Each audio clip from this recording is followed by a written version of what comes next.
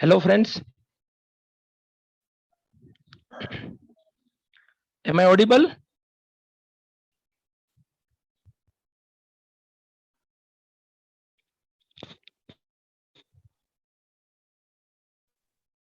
Yes, sir. Okay. So today is the first session. So there is a disclaimer. હું તે પહેલી વાર lecture જેવું આ લઉં છું ડિસ્કશન, તો મારી અમુક ભૂલો થશે, તો એ નજરઅંદાજ કરજો એવી મારી વિનંતી છે બધાને. તો આપણે ટાઈમ વેસ્ટ ન કરતા આપણું ડિસ્કશન શરૂ કરશું. આજે આપણે ઇંગ્લિશ અને ગુજરાતીના જે લેક્ચર આપણે જે પેપર અપલોડ કર્યા હતા એની વિશે ડિસ્કશન કરશું કે એમાં જનરલ શું શું મિસ્ટેક્સ કરી છે આપણે બધાએ, અને એમાં મારા પર્સનલ શું સજેશન છે જેનાથી આપણે આન્સર ઇમ્પ્રુવ થઈ શકે એ આપણે એક્ઝામ્પલ સાથે લઈશું આજે. અને આપણે આ જે ડિસ્કશન છે એ ઇન્ટરેક્ટિવ રાખશું. હું એકલો બોલું એવું ના રાખીએ, અને તમે પણ તમારું ઇનપુટ આપી શકો. જે આમાં એક હેન્ડ રેઝ કરવાનું ઓપ્શન હોય છે, તો ત્યાંથી તમે હેન્ડ રેઝ કરી અને તમારો ડાઉટ અથવા જે બી સજેશન હોય એ તમે પણ આપી શકો છો. ઓકે, હેલો,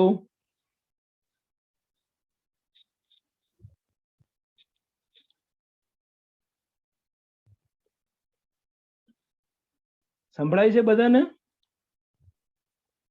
ઓકે, ચલો, ભાવેશભાઈ કીધું છે ઓકે.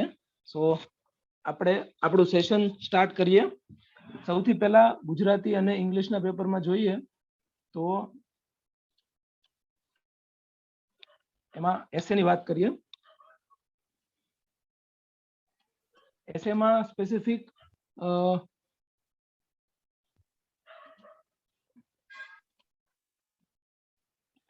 મેં કોઈ ટોપિક નથી લીધો, પણ જનરલ મિસ્ટેક એવી હતી કે જે બી ટોપિક આપ્યો છે આપણે એ ટોપિક ની ફેવરમાં જ અથવા નેગેટિવ ટોપિક હોય તો એની અગેન્સ્ટમાં જ લખીએ છીએ.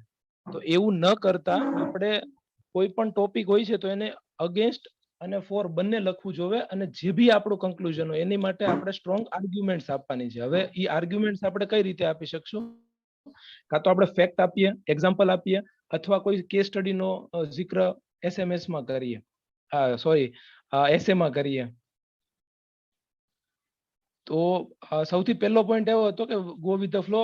બહુ જ ઓછા એક્ઝામ્પલ હોય છે અને કેસ સ્ટડી હોય છે. તો આપણે કોઈ પણ સ્ટેટમેન્ટ મૂકીએ છીએ આમાં એસેમાં, તો એને એક્ઝામ્પલ થી બેક કરો અથવા તો કોઈ કેસ સ્ટડી અથવા કોઈ ફેક્ટ થી બેક કરો.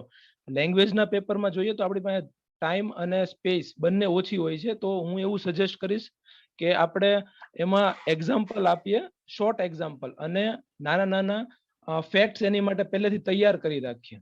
ફેક્ટ અને એક્ઝામ્પલ આ બે વસ્તુ એવી છે જે તમારે એસેમાં બહુ સારા માર્ક તમને લાવી શકશે. અને વધારે પોઈન્ટ ઇન્ક્લુડ કરો. જે પોઈન્ટ છે પેરેગ્રાફ એક છે તો એમાં બે જ પોઈન્ટ રાખો. એક તો સ્ટેટમેન્ટ આપણે જે આર્ગ્યુમેન્ટ આપીએ છીએ એ, અને એને બેક કરતું એક એક્ઝામ્પલ અથવા ફેક્ટ. અને અહીંયા મેં એક મિસ્ટેક એ પણ જોઈ હતી કે એક પોઈન્ટ છે તો એને અડધા પેજમાં એક્સપિરિયન્સ લખી નાખે છે. તો એવું ન કરતા નાના નાના પોઈન્ટ્સમાં અને વધારે પોઈન્ટ કવર કરવા જોઈએ લેંગ્વેજના પેપરમાં ખાસ કરીને. અને સજેશન્સમાં જો હું જોઉં તો એક ફોર્મેટ તો કેવું છે, એક પેરેગ્રાફનું ફોર્મેટ છે કે એક સ્ટેટમેન્ટ લખો અને એને સબસ્ટેન્શિએટ કરો. એ તો મેં પહેલા કહી દીધું. અને ઓકે, તો આટલું જ હતું. હવે રાઇટ ઇન બ્રીફ. અને બીજું એક કોટ્સનું ઘણીવાર લોકોને ડાઉટ હોય છે. તો કોટ્સ કમ્પલસરી નથી. આપણે લખો તો બહુ સારું છે, ના લખો તો પણ એવું કઈ હાર્ડ એન્ડ ફાસ્ટ રૂલ નથી કે કોટ લખે છે એ લોકોને જ સારા માર્ક આવે છે. કોટ ન લખવા વાળાને પણ સારા માર્ક આવ્યા જ છે જીપીએસસી માં.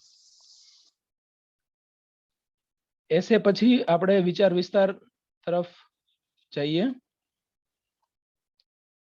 તો વિચાર વિસ્તારમાં આપણે જનરલી કોઈ ફોર્મેટ ફોલો નથી કર્યા. મેં ઘણા પેપર આ વખતે આપણે જે ક્વેશ્ચન અપલોડ કરીએ છીએ તો એમાં ઘણા બધા ફોર્મેટ, ઘણા બધા ક્વેશ્ચન્સ આપ્યા હતા. તો એમાં બહુ ઓછા લોકો એવા હતા કે જેણે આ ફોર્મેટમાં આન્સર લખ્યા હતા, જેનું જનરલ ફોર્મેટ એક અર્થ, સમજૂતી અને બોધ એવી રીતના 3 પાર્ટમાં હોય છે. તો એમાં પહેલા પાર્ટમાં આપણે ઈ પંક્તિથી શું સમજ્યા છીએ એ ખાલી લખી નાખીએ તો પણ ચાલે. પછી એને સમજૂતીમાં આપણે એની વિશે એક્ઝામ્પલ, એની કોઈ એના ટોપિક રિલેટેડ કોઈ પોયમ હોય, એની રિલેટેડ કોઈ સેઇંગ્સ હોય અથવા કોઈ કોટ હોય તો એ લખી શકીએ. અને બોધમાં આપણને ઈ વસ્તુ તરફ માંથી શું શીખવા મળે છે એ લખવું જોઈએ. ફોર એક્ઝામ્પલ આપણે આમાં 2.2 માં જોઈએ કે આમાં 2.2 ક્વેશ્ચન જે છે એમાં ઇનઇક્વાલિટી વિશે વાત કરવામાં આવી છે અને ઈ કબરના એક્ઝામ્પલથી કવિએ સમજાવી છે. તો એમાં અર્થમાં આપણે એ સમજવાનું, એ જ લખવાનું હોય છે કે આવી રીતે ઇનઇક્વાલિટી છે અને બંનેના જે પરિસ્થિતિ છે એને અલગ અલગ રીતે કવિએ વર્ણન કરી છે. હવે સમજૂતી છે તો એમાં આપણે એને ડેપ્થમાં જવાનું છે, એને સમજાવવાનું છે કે ઇનઇક્વાલિટી છે તો આ એક્ઝામ્પલ એક છે કે એની ખબરનું એક્ઝામ્પલ આપેલું છે. પછી આપણે જોઈએ તો બીજા ઘણા બધા એક્ઝામ્પલ જે આપણી સામે હોય છે એ એમાં આપી શકીએ. બીજા કોઈ સેઇંગ્સ અથવા કોઈ કોડ પણ નાખી શકીએ. અને બોધમાં આપણે એમાંથી શું શીખવા મળે છે કે કોઈ પણ વસ્તુ ઇનઇક્વલ ડિસ્ટ્રીબ્યુશન હોય છે ત્યારે એની વસ્તુની વેડફણી વધારે થાય છે. તો એ વેડફાય નહીં એ આપણે થોડું ધ્યાન રાખવું જોઈએ. એવો બોધ આપણને આમાંથી શીખવા મળે છે. બરાબર છે અત્યાર સુધી? હાલો,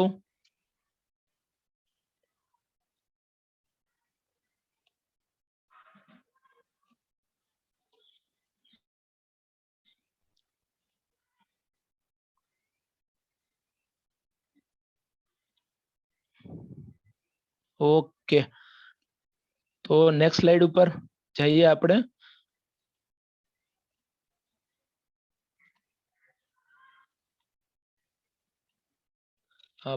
પ્રેસી રાઇટિંગ.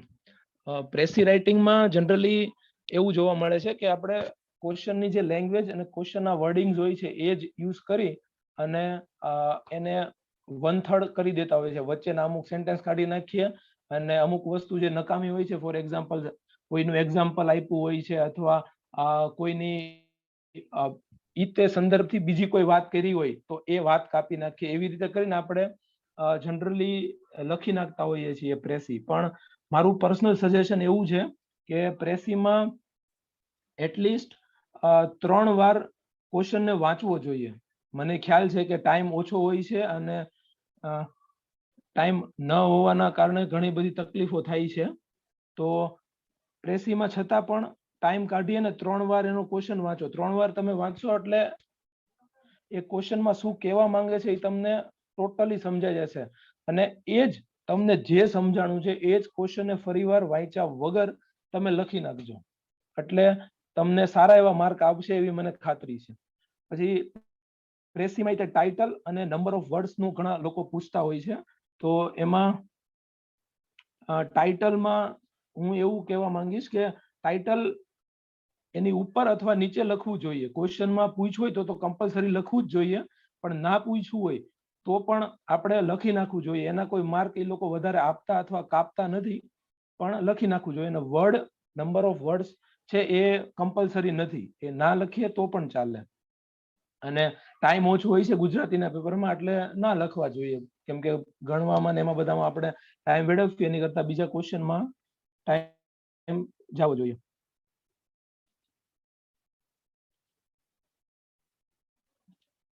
પછી રીડિંગ કોમ્પ્રિહેન્શન. તો મેં જેમ પેલા સવાલમાં કીધું કે રીડિંગ આપણે જનરલી એક જ વારમાં વાંચી અને આન્સર લખી નાખતા હોઈએ છીએ. તો એવું ના કરતા આમાં પણ એટલીસ્ટ 2 વાર વાંચવું જોઈએ. આના 2 રીડિંગ અલગ અલગ દિશામાં કરવાના છે. પહેલું રીડિંગ તો કેવું કે સવાલ આપણી સામે આવે તો તરત વાંચી નાખીએ એકવાર, અને બીજું કે એકવાર પછી 5 સવાલ જોઈ લઈએ ઇંગ્લિશના, ગુજરાતીના. અને જો ઇંગ્લિશમાં હોય તો 10 સવાલ ઉપર ખાલી ઝાંખી નજર ફેરવી નાખીએ. 10 જે ડિસ્ક્રિપ્ટિવ ક્વેશ્ચન છે એની વાત છે. અને પછી એને બીજી વાર વાંચવું જોઈએ, જેથી બીજી વાર આપણે વાંચીએ તો આપણને એમાંથી ઇનપુટ મળશે કયા ક્વેશ્ચનમાં શું લખવું છે, એ આપણા એક એનું ફોર્મેટ સેટ કરી શકશું. અને આમાં એક મારું પર્સનલ સજેશન એવું છે, આપણે તૈયારી કરતા હોઈએ છીએ તો આપણી પાસે ઘણું બધું નોલેજ ભેગું થઈ ગયું હોય, એટલે રીડિંગ કોમ્પ્રિહેન્શનમાં ઈ નોલેજનો ઉપયોગ ના કરવો. એમાં જે લેખકે અંદર કીધું છે એમાંથી જ આપણે એમના જવાબ બનાવવાના છે, એની બહારથી કોઈ વસ્તુ આપણે એડ નથી કરવાની આમાં. તો આ એક ખાસ વસ્તુ ધ્યાન રાખવા જેવી છે. પછી ફોર્મલ સ્પીચની જ્યારે વાત કરીએ છીએ તો ફોર્મલ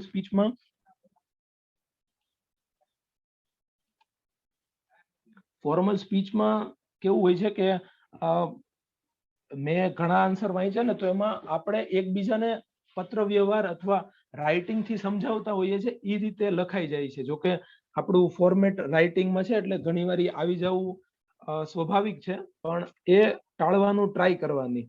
આમાં જે લેંગ્વેજ ઇન્ટરેક્ટિવ રાખો, જેમ કે હું અત્યારે તમારી સાથે વાત કરું છું, તો એવી રીતે ઈ જ તે ભાષા લખવાની રાખો, તો એનાથી શું એક ઇન્ટરેક્ટિવ મોડ આવી જશે આન્સરમાં, તો એ તમને બહુ સારી રીતે હેલ્પ કરશે.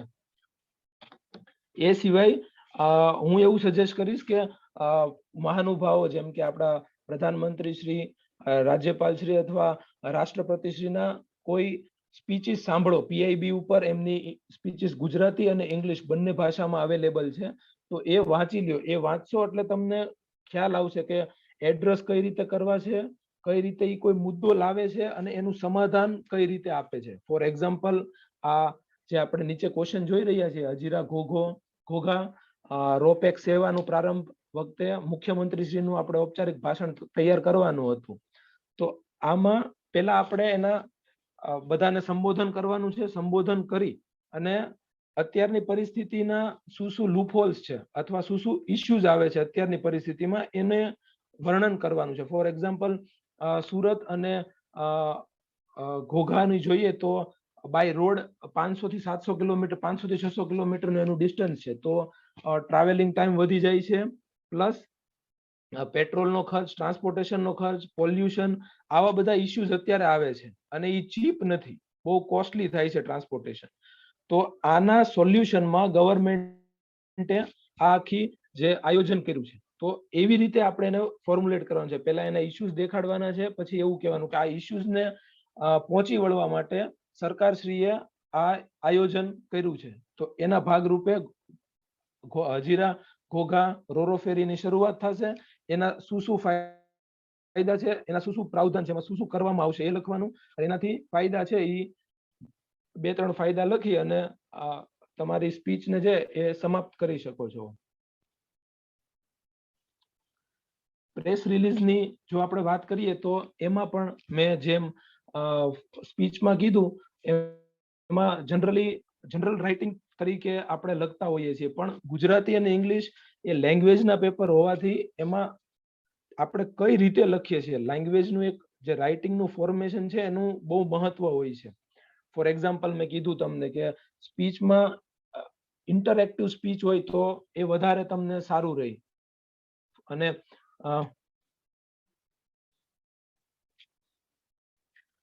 જો ઇન્ટરેક્ટિવ એમાં હોય તો એ વધારે સારું રહે. જ્યારે પ્રેસ રિલીઝ હોય તો એમાં તમારે ફોર્મલ એક વસ્તુ એમને કહેવાની છે, અને એ રીતે કોઈ ઇન્ટરેક્ટિવ લેંગ્વેજમાં નહીં, તમારી ફોર્મલ લેંગ્વેજમાં કહેવાની છે.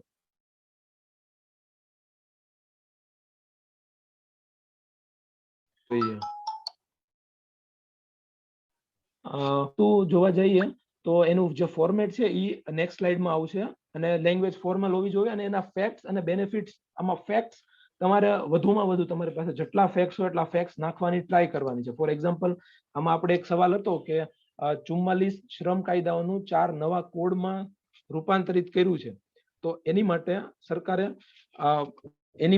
એક પ્રેસ રિલીઝ તૈયાર કરવાની હતી. તો આમાં ફોર્મેટ વાઇઝ આપણે જોઈએ તો આ જે ઉપરની લાઈન છે પહેલી, એ લખવી કમ્પલસરી નથી. એ લખો તો પણ ચાલે, ના લખો તો પણ ચાલે. પછી બીજી લાઈનમાં આપણે શ્રમ અને રોજગાર મંત્રાલય આવશે, કેમ કે એ સેન્ટ્રલ ગવર્મેન્ટે કર્યા છે. પછીની લાઈનમાં ગવર્મેન્ટ ઓફ ઇન્ડિયા અને ન્યૂ દિલ્હી. પછી પ્રેસ રિલીઝ એવું લખવાનું, અને ટાઇટલમાં 44 ના બદલે 4 નવા શ્રમ કોડો અથવા એવું કંઈક તમે ઇનોવેટિવ ટાઇટલ રાખી શકો છો અન્ય. પછી એના જે બોડી પાર્ટની આપણે વાત કરીએ તો બોડીના પાર્ટમાં તમારે શરૂઆત એવી રીતે જ કરવાની. આથી આપણા દેશમાં શ્રમ અને કાયદા અને શ્રમ કાયદાઓ 44 હોવાથી એમાં ઘણા બધા ઓવરલેપ્સ થાય છે અને લૂપહોલ્સ વધી જાય છે. એનાથી એને સ્ટ્રીમલાઇન કરવા માટે સરકાર દ્વારા આ 44 શ્રમ કાયદાઓને 4 કોડમાં રૂપાંતરિત કરવામાં આવેલું છે. એ 4 કોડના નામ લખીએ, જેમ કે social security code, veg code, industrial safety and health અને ઇન્ડસ્ટ્રીયલ રિલેશન કોડ. આ 4 નામ લખીએ.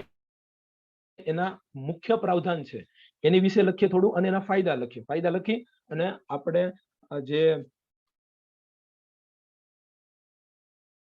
લઈએ એનું જે બોડી પાર્ટ છે એ પૂરું કરી દે. બોડી પાર્ટ પૂરું થાય ત્યારે આવી ડિઝાઇન કરો તો સારું રહે, એટલે રીડરને ખબર પડે કે ભાઈ પતી ગયું છે હવે પ્રેસ રિલીઝ. ના કરો તો પણ ચાલે, એમાં કોઈ હાર્ડ એન્ડ ફાસ્ટ રૂલ નથી એનો.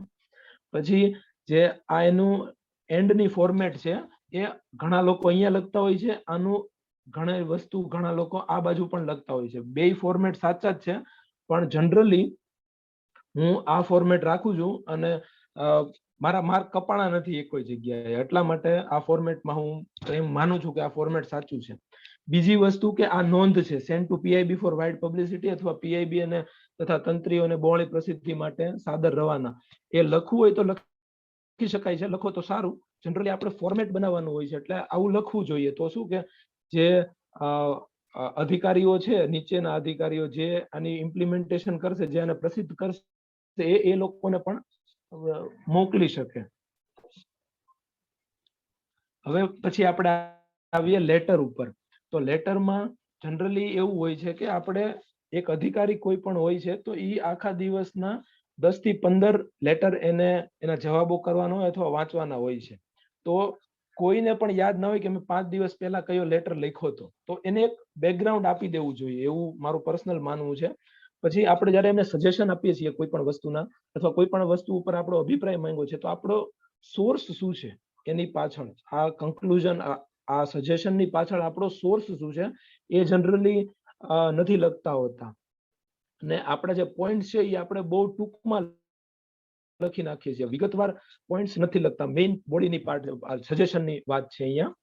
તો મારા સજેશન એની માટે એવું રહેશે, ફર્સ્ટ પેરેગ્રાફમાં આપણે એને બ્રીફ આપીએ અને સોર્સ કહીએ કે ભાઈ મેં શું કર્યું છે. આપણે એક્ઝામ્પલથી હમણાં જોશું. અને જે મેઇન પાર્ટ છે એ સેકન્ડમાં, અને પોઈન્ટ જે છે એ કોમ્પ્રિહેન્સિવલી આપીએ. એક્ઝામ્પલની વાત કરીએ તો આમાં જે નાયબ કલેક્ટર છે એ ગૃહ વિભાગને સજેશન આપશે કે નશાબંધી અને જે એની દાણચોરી છે નશીલા પદાર્થની, એ ઘટાડવા માટે શું શું કરવું જોઈએ. તો એના પહેલા પેરેગ્રાફમાં આપણે એવું લખી શકીએ કે ગૃહ વિભાગના સચિવને પ્રતિને, એ બધું તો અહીંયા છે તે ફોર્મેટમાં. અને સૌથી પહેલા ફોર્મેટમાં જો તો આ ક્રમાંક, ઓફિશિયલ લેટર કોઈ બી હોય છે તો એમાં એનો એક ક્રમાંક હોય છે.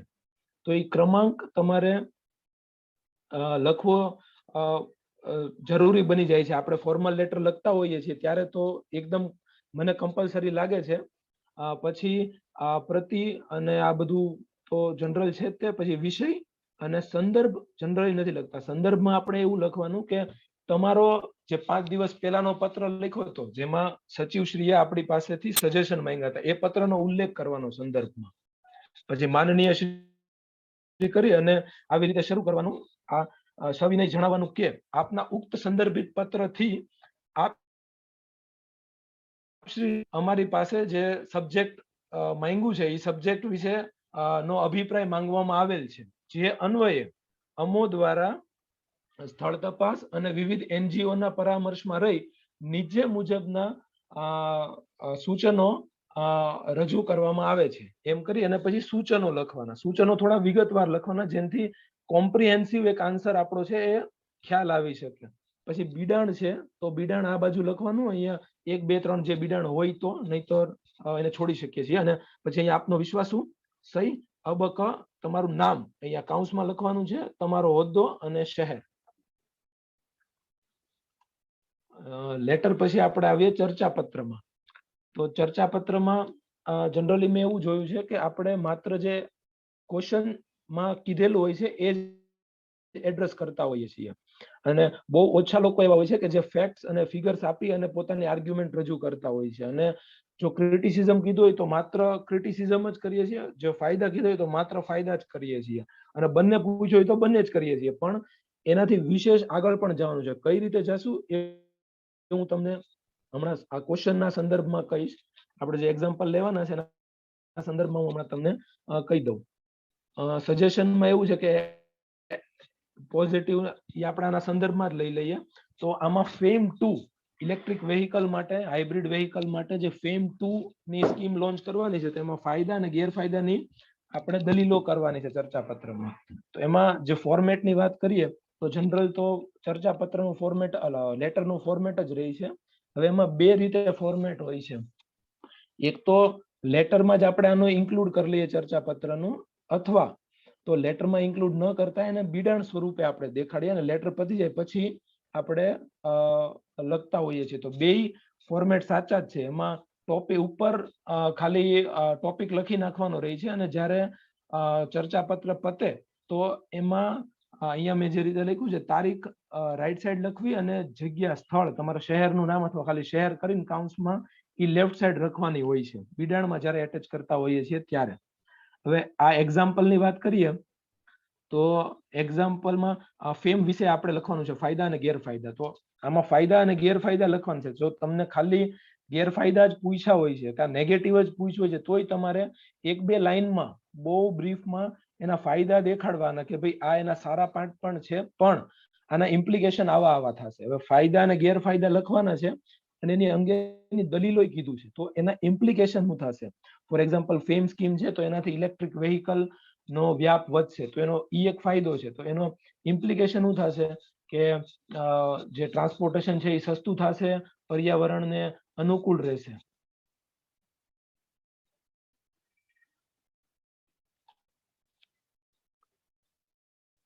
એ પર્યાવરણને અનુકૂળ રહેશે.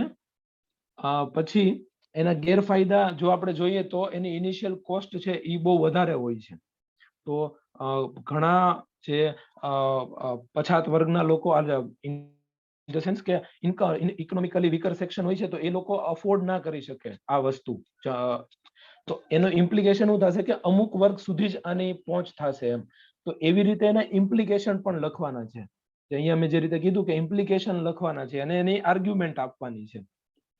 પછી આસ્ક ક્વેશ્ચન ફોર આર્ગ્યુમેન્ટ, આમાં એવું લખવાનું છે આપણે ક્વેશ્ચનના સ્વરૂપમાં આપણે એમને સજેસ્ટ કરવાનું છે. ફોર એક્ઝામ્પલ કે આપણે પર્યાવરણનો મુદ્દો કેવો છે તો આપણે એને એ રીતે લખી શકીએ કે શું ફેમ 2 થી પર્યાવરણ આપણું શુદ્ધ નહીં બને.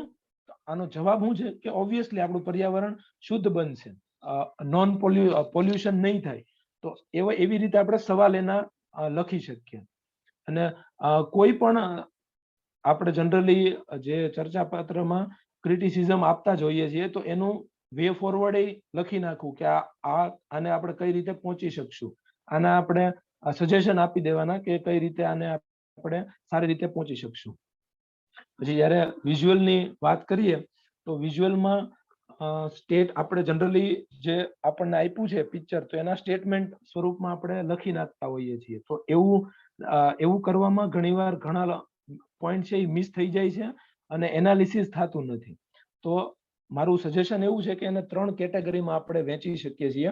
સૌથી પહેલા તો આપણે શરૂઆત કરીએ તો એક બ્રોડ વ્યૂ આપી દેવાનો. ફોર એક્ઝામ્પલ આ ક્વેશ્ચન છે તો એમાં આપણે 3 કેટેગરીમાં પુખ્ત વયના જે પુરુષ અને સ્ત્રી છે તો એને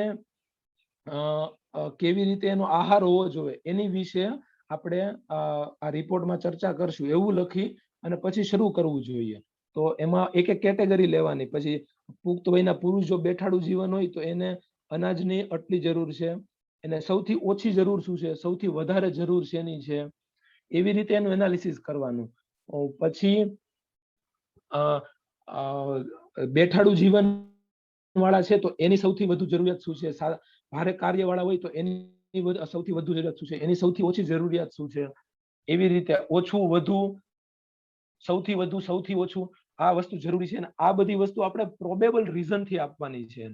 ફોર એક્ઝામ્પલ આમાં ભારે કાર્યવાળા જે લોકો છે તો એમને દૂધનું ઇન્ટેક વધારે છે, એમને અનાજનું ઇન્ટેક વધારે છે, તો એનું કારણ શું છે કે એમના બોડીમાં વધારે કેલરીની જરૂર છે, એટલા માટે એ વધારે સજેસ્ટ કરવામાં આવ્યું છે. તો આવા રીઝન સાથે આપણે આ વસ્તુને દર્શાવવાની છે રિપોર્ટમાં. અને કન્ક્લુડ આમાં એક મેઇન કંઈક મોટા પોઈન્ટથી કરવાનું કે ફોર એક્ઝામ્પલ આ વસ્તુ જો આ જે કોષ્ટકમાં દેખાડ્યું છે એ વસ્તુ આપણે 100% ઇમ્પ્લિમેન્ટ કરીએ તો ઘણા બધા રોગો અને આરોગ્યને લગતી આરોગ્ય આપણા દેશનું સ્વસ્થ બની શકે છે. આ હું એક ફ્યુચરિસ્ટિક વ્યૂ છે આ પોઈન્ટ. તો એવી રીતે આપણે એને કન્ક્લુડ કરવું જોઈએ. રિપોર્ટ રાઇટિંગ ની વાત કરીએ તો રિપોર્ટમાં જનરલી આપણે એક ડિસ્કશન તરીકે લખી નાખતા હોઈએ છીએ ઘણી વાર, અને એનું જે સ્ટ્રક્ચર છે એ હેફઝાર્ડ હોય છે, એટલે ક્રોનોલોજી મેન્ટેન નથી થતી અને ફેક્ટ નથી હોતા. અમુક વાર ફેક્ટ ઇન ધ સેન્સ કે એમાં હું ફોર આપણે એક્ઝામ્પલથી જોઈએ તો રસીકરણ કરાવેલું છે અને એનું અનુભવનું આપણે વર્ણન કરવાનું છે, તો ત્યાં એક એક વસ્તુનું વિશે આપણે ફેક્ટ રજૂ કરવાના છે. ફોર એક્ઝામ્પલ હું કેન્દ્ર ઉપર ગયો, પેલા મેં શું કર્યું, કોવિન થી રજીસ્ટર કરાયું હતું, મને આ નંબર આપવામાં આવ્યો, તારીખ અને સમય આપવામાં આવ્યો, તો હું ત્યાં ગયો. ત્યાં ગયા પછી મેં શું શું કર્યું, મને રસીકરણ દઈ દીધા પછી અડધી કલાક વેઇટિંગ ટાઈમ હતો, તો વેઇટિંગ એરિયા હતો એનો માહોલ શું હતો, ઘરે આવીને પછી મને શું થયું. આવી રીતે ક્રોનોલોજી વાઇઝ એને આપણે અહેવાલ લખવાનો છે. પણ આવું આપણે ક્રોનોલોજી વાઇઝ લખવાનું શરૂ કરીએ એ પહેલા પહેલો પેરેગ્રાફ જે છે, તો પહેલા પેરેગ્રાફમાં હું એવું સજેસ્ટ કરીશ કે આપણે ઓવરઓલ એક વ્યૂ આપી દઈએ. ફોર એક્ઝામ્પલ અત્યારે આપણે એવું લખી શકીએ આ રિપોર્ટમાં કે કોરોના મહામારી વધતા સરકાર દ્વારા રસીકરણનું મહાઅભિયાન શરૂ કરવામાં આવ્યું છે, તો એના ભાગરૂપે અમારા દ્વારા પણ રસી લેવામાં આવ્યું છે અને રસીકરણ કેન્દ્રની મુલાકાત વિશે આ અહેવાલ રજૂ કરીએ છીએ. તો એવી રીતે કરી અને આખું અહેવાલ પછી જે ક્રોનોલોજી મેં તમને કીધી એવી રીતે લખી શકીએ. તો આ જે આપણા 2 પોઈન્ટ છે એ આવી ગયા. થર્ડ પોઈન્ટ જ્યારે આપણે એન્ડ કરતા હોઈએ છીએ તો ઘણીવાર એવું થાય છે કે આપણે છાપામાં પણ રિપોર્ટ વાંચીએ તો લોકો એના ઓપિનિયન આપતા હોય છે. ફોર એક્ઝામ્પલ હું આજે રસીકરણ લેવા ગયો તો મારો ફ્રેન્ડ મારી હારે હતો, ઈ તો મોટો અધિકારી છે અથવા ડોક્ટર છે જે ત્યાં રસીકરણ કરે છે, તો એનો ઓપિનિયન લેવાનો કે ભાઈ તમે આખો દિવસ અહીંયા કેટલા લોકોને આપો છો, ફરિયાદો શું શું આવે છે, તો એનો ઓપિનિયન છેલ્લા પેરેગ્રાફમાં આપો. ફોર એક્ઝામ્પલ કે રસીકરણ કર્યા બાદ લોકોમાં કોવિડ ની સિવિયરિટી ઘટી છે, આવું ત્યાં મોજૂદ ડોક્ટરનું કહેવું હતું. એવી રીતે આપણે કન્ક્લુડ કરી શકીએ. તો કેવું એક ફેક્ટ રીતે આપણે ફેક્ટના સ્વરૂપમાં આપણે ઓપિનિયન આપીએ છીએ, તો એ રિપોર્ટમાં સારું દેખાય છે. જનરલી જે ન્યૂઝપેપરમાં પણ રિપોર્ટ આવતા હોય છે તો એમાં આ વસ્તુ હોય છે જે તમે વાંચી અને જાતે પણ જાણી શકો. ટાઇટલની વાત છે તો એ જનરલી બધાને ખબર જ હોય છે આપણને. હવે કન્વર્ઝેશન જે આપણે વાર્તાલાપ હોય છે, ચર્ચા સંવાદ કૌશલ્ય હોય છે, તો એમાં આપણે શરૂઆત કરવામાં બહુ જ વાર લગાડી દેતા હોઈએ છીએ ઘણી વાર. તો ઇન્સ્ટન્ટલી સ્ટાર્ટ કરી દેવું જોઈએ, પોઈન્ટ ઉપર જ રહેવું જોઈએ, અને આપણે ચર્ચામાં કોઈ મુદ્દો આવ્યો હોય તો એના ઇમ્પ્લિકેશન શું થશે, એનાથી શું શું અસરો થશે એ પણ આપણે સંવાદમાં લઈ લેવું જોઈએ. એટલે સામેવાળી વ્યક્તિએ કીધું છે કે આપણે ઓનલાઈન હવે ભણતર શરૂ કરવાનું છે, અથવા તો આ કૃષિ વિધાયકોની વાત કરીએ તો એમાં વેપારી એવું કહે છે કે આનાથી ખેડૂતોનો શોષણ વધશે, તો જે ખેડૂત છે એ સામે સંવાદ આપણે એવા સ્વરૂપમાં લેવું જોઈએ કે અમારા લોકોને પૂરો ભાવ પણ મળશે. જો આ 3 વિધાયકો ઇમ્પ્લિમેન્ટ થશે તો અમને અમારા ઉપજનો પૂરો ભાવ પણ મળશે. તો એવી રીતે એમનો જે પોઈન્ટ છે એનું ઇમ્પ્લિકેશન આપણે કહેવાનું, આપણા પોઈન્ટનું ઇમ્પ્લિકેશન ઈ લોકો કે, એવી રીતે સંવાદ કૌશલ્ય કરવાથી વધારે ફાયદો થશે. પછી ટ્રાન્સલેશનમાં હું એવું સજેસ્ટ કરીશ કે ટ્રાન્સલેશન એકવાર કરતા વધારે વાર વાંચવો જોઈએ. એકવાર વાંચીએ ને પછી જ લખવાનું શરૂ કરવું જોઈએ. અને આપણને જનરલી ભાવાનુવાદ પૂછવામાં આવે છે, તો ભાવાનુવાદ જ્યારે હોય ત્યારે આપણે એનું એક્ઝેક્ટ ટ્રાન્સલેશન કરવાની જરૂર નથી હોતી, એનો ભાવ ખાલી જાણવાનો છે. ભાવ જાણવા માટે એકવાર વાંચીએ અને પછી ટ્રાન્સલેશન શરૂ કરી શકીએ છીએ. પછી હવે આપણે આપણે જે ડેલી આન્સર રાઇટિંગ ટીમ છે એની તરફથી અમે એક નવી વસ્તુ લોન્ચ કરી રહ્યા છીએ.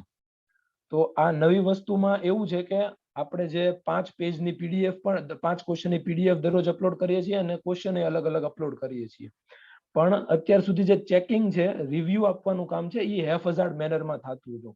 તમે ટ્વિટર ઉપર પણ અમુક લોકો મૂકતા હતા, અમુક લોકો ટેલિગ્રામમાં મૂકતા હતા અને એવું થતું હતું. તો આપણે એક આ બંને ચેનલ સાથે એક ઈમેલ આઈડી પણ અહીંયા જે મેં દર્શાવ્યું છે એ શરૂ કરીએ છીએ. આની ઉપર તમે 5 ક્વેશ્ચન અથવા આપણી જે ડેઈલીની જેટલું બી અપલોડ થાય એનું એક પીડીએફ ફોર્મેટમાં તમે મોકલી શકો છો. એને પીડીએફમાં જ તે હવે કઈ રીતે અમે એને ચેક કરશું એ હું તમને એક ખાલી નમૂનો આપી દઉં. તો આ રીતે જે છે, તો આ રીતે આન્સર ચેક થશે અને એનો તમને આવી રીતે રિવ્યુ આપવામાં આવશે. તો આવી રીતે જો પીડીએફ બનાવીને મોકલી શકો તો બહુ ડિટેલમાં તમને દરેક ક્વેશ્ચનમાં ક્યાં ક્યાં શું શું વસ્તુ સારું છે, શું શું ખરાબ છે, એ બધું હું દર્શાવી શકીશ, અમે દર્શાવી શકશું. બરોબર છે. તો આ એક વસ્તુ હતી જે આપણે આજથી આવતીકાલથી લોન્ચ કરશું. તો તમે આવતીકાલથી તમારા બધા જે ક્વેશ્ચન છે એની ઉપર લખી શકશો. તો આ જો તમને અત્યારે દેખાણું હશે ને,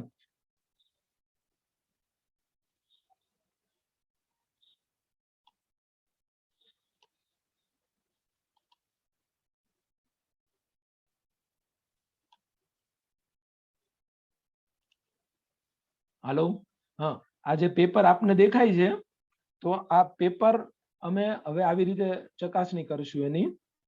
આ ક્વેશ્ચન લખ્યો છે, તો આ ક્વેશ્ચન નું આખું આન્સર રિવ્યુ થશે અને જે સારા પોઈન્ટ છે અહીંયા ટીક આપશું અને પછી આવી રીતે એની ઉપર કોમેન્ટ આપશું કે જેનાથી તમને એક્ઝેક્ટલી ખબર પડે કોઈ પોઈન્ટ તમારે એડ કરવાની જરૂર છે તો એ એડ કરી શકો, કાઢવાની જરૂર છે તો કાઢી શકો. ફોર એક્ઝામ્પલ આમાં નોન વાયલન્સ, સત્યાગ્રહ અને તાલિસ્માન અને ટ્રસ્ટીશીપના પોઈન્ટ નો ઉમેરો કરવાની જરૂર છે. એમણે અહિંસાની બધા પોઈન્ટ લીધા છે તો એનો પણ આવરો થઈ ગયો છે. તો આવી રીતે કાલથી આપણે એ શરૂ કરશું.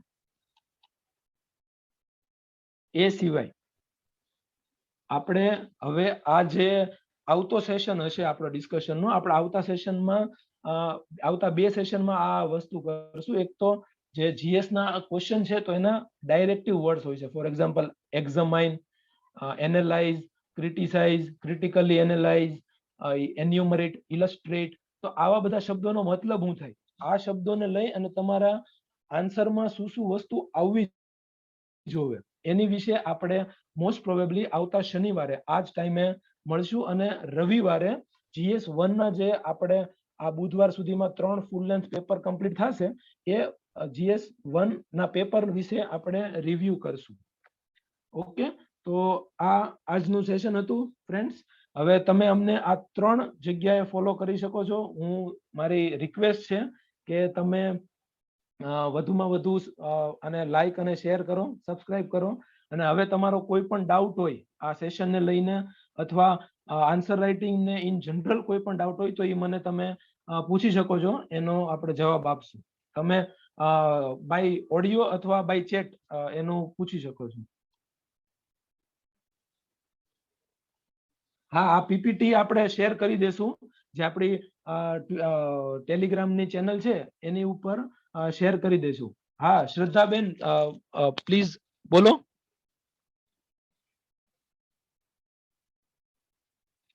Okay, hello. હા, સંવાદનું ફોર્મેટ તમારે જાણવું છે ને?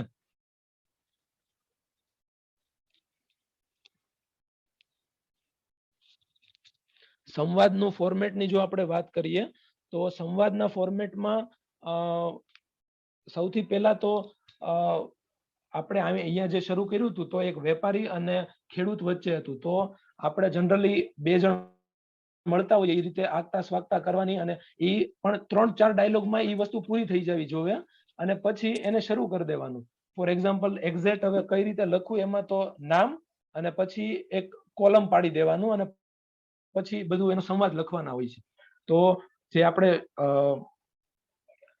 એનું જે આગતા સ્વાગતા અને એ બધું પતી જાય પછી શરૂ કરી દેવાનું કે આપને ખ્યાલ જ હશે અત્યારે સરકારશ્રીએ આ 3 વિધાયકો લાગુ કર્યા છે તો એનાથી ખેડૂતોનો ફાયદો થશે એવું અમને લાગે છે. તો પછી વેપારી છે એની તરફથી કે એમાંથી તમને ફાયદો તો જરૂર થશે, પણ એનાથી તમારું જે પ્રાઇવેટ કંપનીઓ અથવા પ્રાઇવેટ માર્કેટિંગ યાર્ડ વાળા છે તમારું શોષણ પણ કરશે. તો એવું પણ એવી રીતે સંવાદ કરવાનો, અને પછી આ લોકો એનો પોઈન્ટ રજૂ કરે કે ભાઈ પ્રાઇવેટ લોકો આવશે તો કોમ્પિટિશન વધશે, કોમ્પિટિશન વધવાથી અમને ભાવ વધારે મળશે. પછી વેપારી એવું કહેશે કે અત્યારે જે માર્કેટિંગ એપીએમસી માં ઓપ્શન થાય છે તો એમાં તમને કોમ્પિટિશન ઓલરેડી એક્ઝિસ્ટિંગ જ છે, પ્રાઇવેટ લોકો અહીંયા લેવા આવે છે. એવી રીતે તમે આગળ એને લખી શકો છો. આઈ હોપ કે તમને જવાબ મળી ગયો છે.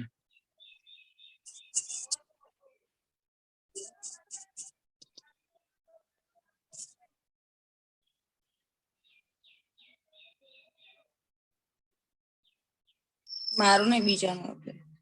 ઓકે, હવે આ વિચાર વિસ્તારનો સોર્સ ટુ પ્રિપેર વિચાર વિસ્તાર પ્રિપેર કરવા માટે કોઈ સોર્સ નથી હોતો, પણ હું તમને જનરલી એવું સજેસ્ટ કરીશ કે કોઈ પણ આપણે ગુજરાતી વ્યાકરણની વિચાર વિસ્તાર માટેની બુક હોય છે. તમને જો અમદાવાદમાં રહેતા હોય તો ઓમ ઝેરોક્સ અથવા ત્યાં મળી જશે. એ બુકમાં તમને 100 થી 120 જેટલા વિચાર વિસ્તાર આપ્યા હોય છે. તો એમાં શું છે કે ડાયવર્સ ટોપિકને એ લોકોએ કવર કર્યા છે. તમને એક આઈડિયા એ તો આવશે કે તમારે શું શું અંદર લખવું અને શું ના લખવું. એ સાથે તમને ઘણા બધા કોટ્સ, ઘણી બધી પોયમના જે કોટ્સ હોય છે એ, અને સેઇંગ્સ મળી જશે. તો એ તમે અલગ અલગ ક્વેશ્ચનમાં પ્રિપેર કરી શકો અને અલગ અલગ ક્વેશ્ચનમાં યુઝ કરી શકો. અને આપણી જે મેઇન્સ એક્ઝામ છે તો એનો મારો એક પર્સનલ અનુભવ છે. મેં 40 નંબરની જે આપણી એક્ઝામ હતી એ ક્લિયર કરી હતી. તો ત્યારે લગભગ મેં 37 જેટલી ટેસ્ટ સિરીઝ પેપર લખ્યા હતા અને 40 જેટલા એસે લખ્યા હતા. તો હું એવું સજેસ્ટ કરીશ તમને કે તમે બધા જેટલું બને એટલું મેક્સિમમ લખો. રાઇટિંગ કરશો તો જ તમને ખ્યાલ આવશે કે તમે કઈ રીતે સુધારો કરવાની જરૂર છે અને ક્યાં સુધારો કરવાની જરૂર છે. એટલા માટે જ તે અમે આ ચેનલ શરૂ કરી છે કે તમે લખી શકો. તો જનરલી એવું હોય છે કે કોઈ રિવ્યુ નથી કરવા વાળું હતું, તો અમે રિવ્યુ પણ કરી દઈએ છીએ. તો એનો તમે ભરપૂર લાભ લ્યો, અને જે આપણે નવો ઇનિશિયેટિવ શરૂ કર્યો છે એની ઉપર પણ જો તમે તમારા આન્સર મોકલો તો એનાથી તમને વધારે સારું ફાયદો થઈ શકશે એવું મને લાગે છે. આની સિવાય બીજો કોઈ ડાઉટ હોય તો પ્લીઝ તમે રેઝ કરી શકો.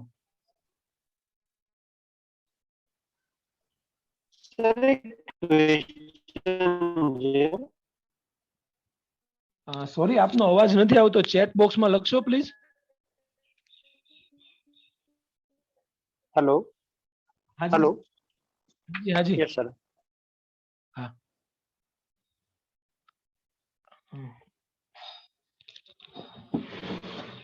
હાલો, અવાજ નથી આવતો ભાઈ.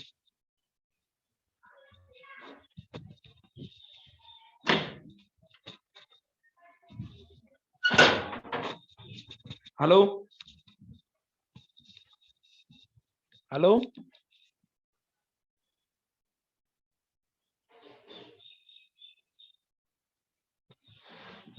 હવે સાચું કહું ને મહેશભાઈ, તો ક્વેશ્ચન નું કન્ટેન્ટ, હાલો, હું સંભળાય છે ને?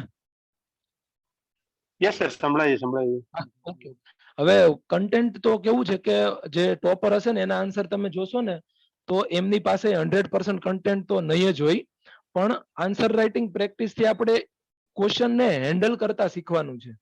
કોઈ પણ વસ્તુ આવે છે, ફોર એક્ઝામ્પલ અમારી વખતે ઓલો પાળિયા વાળો સવાલ પૂછવાનો હતો, તો પાળિયા વાળો સવાલ પૂછાણો તો મને એની વિશે કઈ ખ્યાલ જ નહોતો, ક્યારેય વાંચ્યું જ નહોતું, પણ મને ખાલી ઈ ખ્યાલ હતો કે પાળિયા એ ઓલી ખાંભી જે ખોડેલી હોય છે ઈ પાળિયા કહેવાય, અને એના કલ્ચર વિશે પૂછ્યું હતું. તો પછી ઈ ક્વેશ્ચન ને હેન્ડલ કર્યો હતો મેં. કઈ રીતે?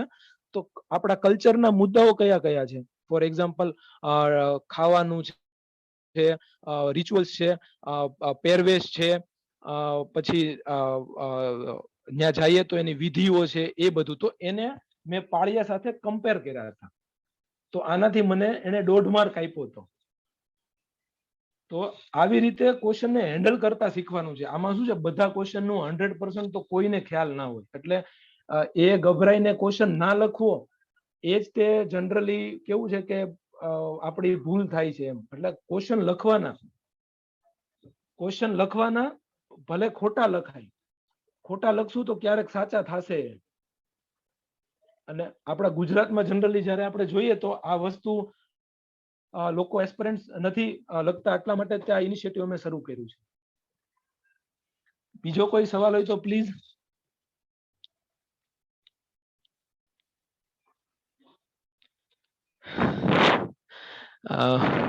ભાઈ તમે બહુ અઘરો સવાલ પૂછ્યો છે, પણ હું તમને એવું સજેસ્ટ કરીશ કે તમે જે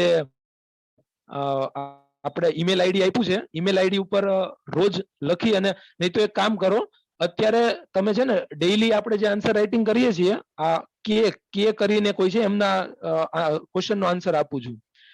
તો જે ડેઈલી આન્સર રાઇટિંગ છે એ તમે લખી અને ઈમેલમાં મોકલી આપો. પછી જ્યારે આ આપણી આખી સિરીઝ પતશે ત્યારે તમે જૂના ક્વેશ્ચન લખજો અને મને મેલ કરજો, એ હું તમને ચેક કરી આપીશ.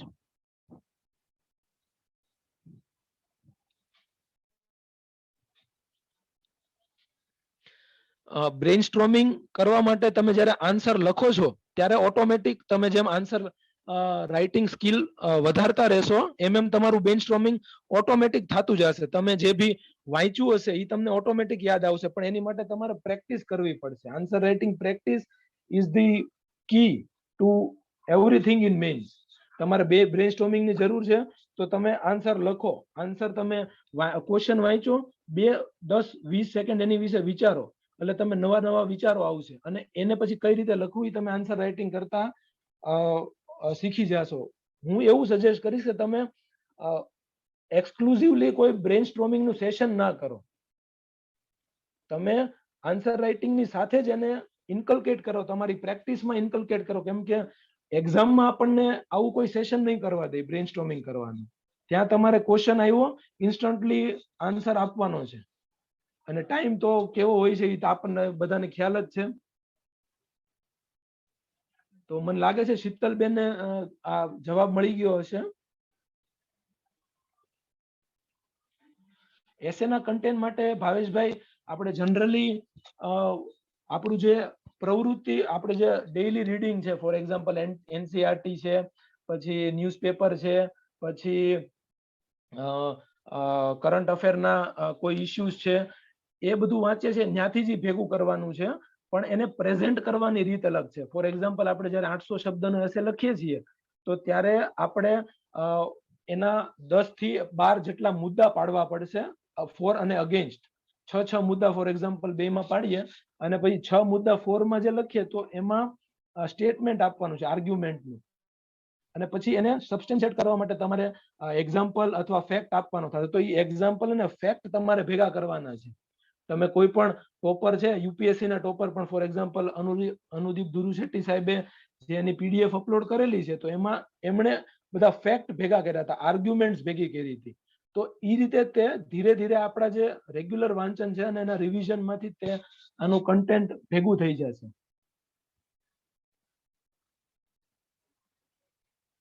ઇંગ્લિશ લેંગ્વેજ માટે તો ન્યૂઝપેપર વાંચવું મને લાગે છે ત્યાં સુધી કમ્પલસરી રાખવું જોઈએ બધાએ. એટલા માટે જ અમે જે ન્યૂઝપેપરના આર્ટિકલ એ તે મૂકીએ છીએ. મને ખ્યાલ છે એનો બહુ લાંબા ગાળે ફાયદો એટલો બધો નથી થતો, પણ તમારું ઇંગ્લિશ તો ડેફિનેટલી સુધરશે એનાથી. તમારી રાઇટિંગ સ્કિલ, તમારું ગ્રામેટિકલ સ્કિલ અને જે વર્ડ છે, વોકેબ્યુલરી, એ તમારી સુધરશે.